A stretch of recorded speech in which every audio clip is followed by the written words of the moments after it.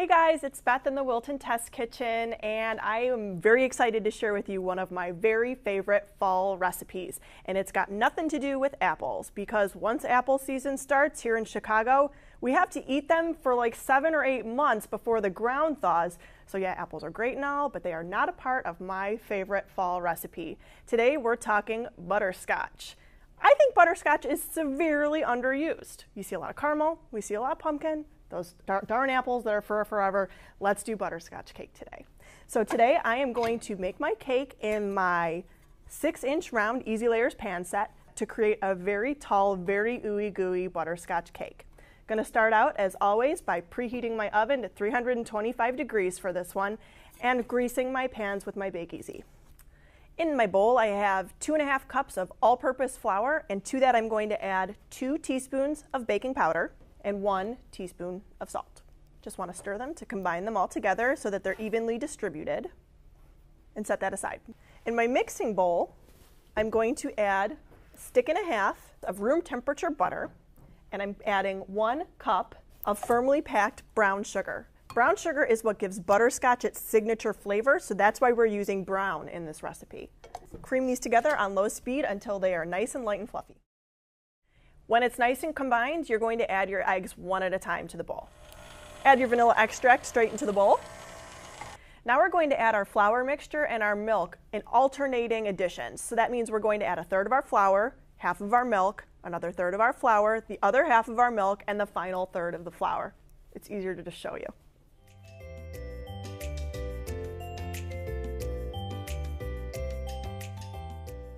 So now you just want to divide your delicious cake batter evenly into your 5 pans. You can eyeball this, there's no need to measure exactly. Just make sure they're about the same amounts of batter so that each layer bakes up to be the same height. And using this pan set actually really helps with that a lot. You won't have to crown them as much, you don't lose as much cake, and it's much, much easier to create really thin layers than it would be if you were trying to torte a thicker piece of cake. And then just go ahead and smooth out the tops. Get the batter all the way to the edges of the pan. You just pop these in the oven. They bake for 19 to 22 minutes or until a toothpick inserted in the center comes out nice and clean. And in the meantime, while they bake, we can get to work on our butterscotch ganache. So you've heard of chocolate ganache, but now we're going to do butterscotch ganache, which is really going to make this cake super over the top and luscious.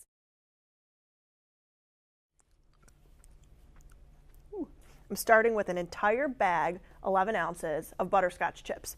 And to that I'm going to add some heavy cream, because that's how you make a ganache. And I'm also going to add a little bit of salt, because salt helps to balance out sweet flavors. So we have a lot of really sweet things going on here. So that's going to help to just dial it back a notch.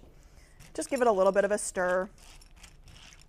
And I'm going to put this in the microwave at 50% power for about a minute. Then I'm going to stir it and continue to cook it at 50% power until it's nice and smooth. Once your chips get pretty much well melted, you'll be able to start to emulsify the cream and the chips together. You can see them starting to come together as you agitate it. There we go, and it starts to get really creamy and really shiny.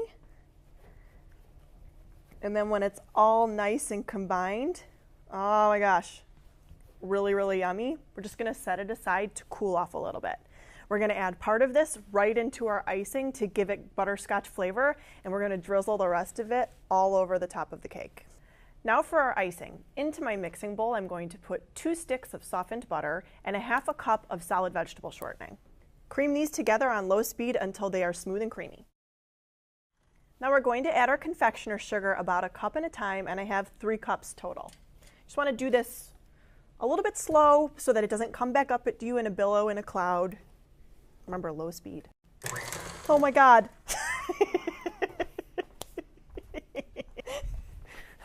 Sorry. Did I get your camera? No. I'm sorry. It was an accident. I'm sorry. So I've separated out 2/3 of a cup of my butterscotch ganache, and I'm going to add that into my icing for my butterscotch flavor. So check out the color we got from our butterscotch. Natural coloring. I'm just going to measure out about 1 3/4 cups of this icing that I'm going to reserve for outside of the cake. looks good. And to the remainder in the bowl, I'm going to add a 1/4 cup of mini chocolate chips. I like this because it's a little textural difference. It's a little bit of a flavor difference. And who doesn't love mini chocolate chips? They're just fun. So just stir those in. This will go inside as the filling of the cake. Now that our cakes are cool, we can cut the crowns off and we can start to assemble this thing. Before assembling, we need to cut the crowns off of each of our cake layers so that we can stack it nice and tall and it'll be really sturdy. I've already done it with 4 of them, but I want to show you how simple it is to do with my last layer. You just use a serrated knife and gently glide right through the center of the cake. Be very careful. And just take off the very topmost part so that you're left with a straight edge. It's that simple to do. Now to fill. We're going to use the icing that we made with the chocolate chips in it to fill our cake. So just give it a good dollop, and as you're looking at this, remember you're going to have to fill 4 times. 1, 2, you have quadrants, 4. One quadrant goes down, next quadrant for the next layer, and so on. It's kind of a good way to eyeball things. I almost made a critical mistake. Oops, I do this all the time and I'm not sure why. You need to put something underneath this cake so that you can move it when it's done. I'm actually going to build mine right on my cake stand, like so. So you just want to center your layer. You could obviously do this just on a plate on your turntable or on a cake board as well, but I actually am going to build right onto my beautiful serving platter so that I have this gorgeous cake pedestal right underneath. So now I've got my chocolate chip icing. Just want to smooth it all the way to the edges.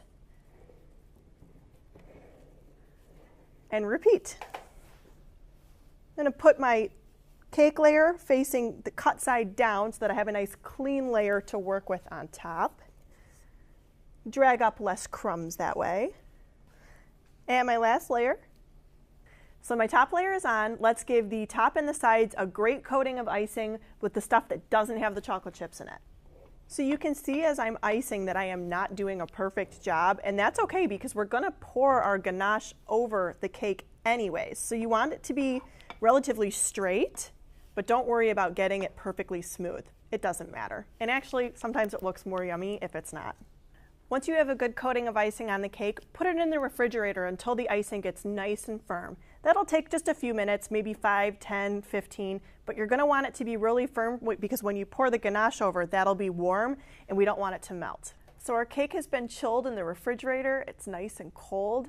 Now is the time to finish it off. If your ganache is set up so much that it's not pourable anymore, put it back in the microwave for just a few seconds at 50% power and then give it a stir. It'll loosen right back up. I've done that already.